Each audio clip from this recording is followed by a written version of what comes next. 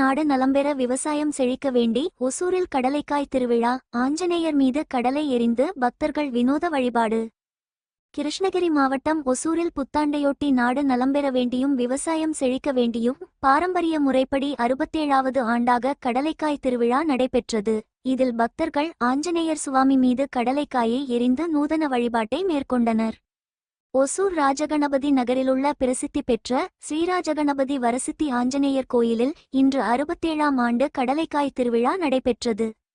ஒவ்வொரு ஆண்டும் புத்தாண்டு அன்று இந்த கோயிலில் கடலைக்காய் திருவிழா நடைபெறும். அந்த வகையில் இன்று நடைபெற்ற விழாவில் ஆஞ்சநேயருக்கு காலை முதலே சிறப்பு பூஜைகள் நடத்தப்பட்டன. பின்னர் கடலைக்காய்க்கு சிறப்பு பூஜைகள் நடைபெற்றன. இதனைத் தொடர்ந்து கோயிலுக்கு வந்திருந்த பக்தர்கள் கடலைக்காயை ஆஞ்சநேயர் பிரகாரத்தின் மீதும் ஆஞ்சநேயர் சாமியின் மீது எறிந்து வழிபாடு நடத்தினர். இதில் ஏராளமான பக்தர்கள் குடும்பத்துடன் கலந்து கொண்டனர். இதுகுறித்து பேசிய பக்தர்கள், புத்தாண்டு பிறக்கும் போது ஆஞ்சநேயரின் மனம் குளிரும் வகையில் கடலைக்காயை அவர் மீது எறிந்து வழிபட்டால் நாடு செழிக்கும், விவசாயம் செழிக்கும் என்பது நம்பிக்கை. பாரம்பரியமாக நடத்தப்பட்ட இந்த திருவிழா தொடர்ந்து நடத்தப்பட்டு வருகிறது. தமிழகத்தில் வேறு எந்த பகுதியிலும் இதுபோன்ற வழிபாடுகள் நடைபெறுவது இல்லை என தெரிவித்தனர்.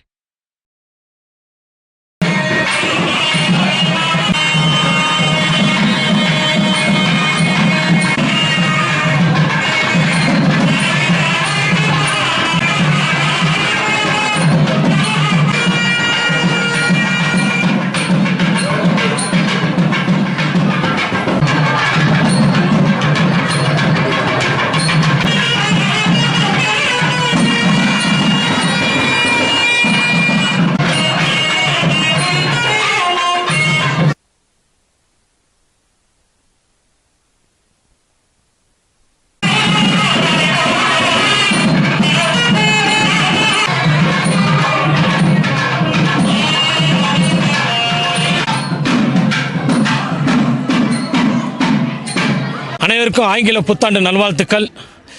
ஓசூர் மாநகரில் ராஜகணபதி நகரில் ஒவ்வொரு ஆண்டும் மிக சிறப்பான முறையிலே 67வது ஆண்டாக கடலைக்காய் திருவிழா மிக சிறப்பான முறையிலே ஸ்ரீ வரசித்தி ஆஞ்சநேயர் திருக்கோயிலில் நடைபெற்று கொண்டிருக்கிறது. இந்த விழாவிலே உடைய நோக்கம் விவசாயம் பெருகவும் விவசாயிகளுடைய நலன் பாதுகாக்கவும் தான் இந்த விழா ஒவ்வொரு ஆண்டும் தொடர்ந்து நடைபெற்று கொண்டிருக்கிறது.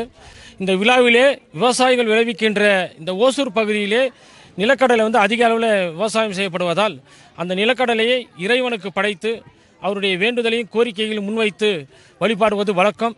அப்படி வருகின்ற பக்தர்கள் மற்றும் விவசாயிகள் அனைவரும் அவருடைய கோரிக்கைகள் இங்கே நிறைவேற்றப்படுகிறது என்று ஐதீகம். ஒவ்வொரு ஆண்டும் சிறப்பான முறையிலே இந்த கடலைக்காய் திருவிழா தமிழகத்திலேயே எங்கேயும் இல்லாத அளவுக்கு ஓசூர் மாநகரில் மட்டுமே நடைபெறுகிறது என்பது குறிப்பிடத்தக்கது.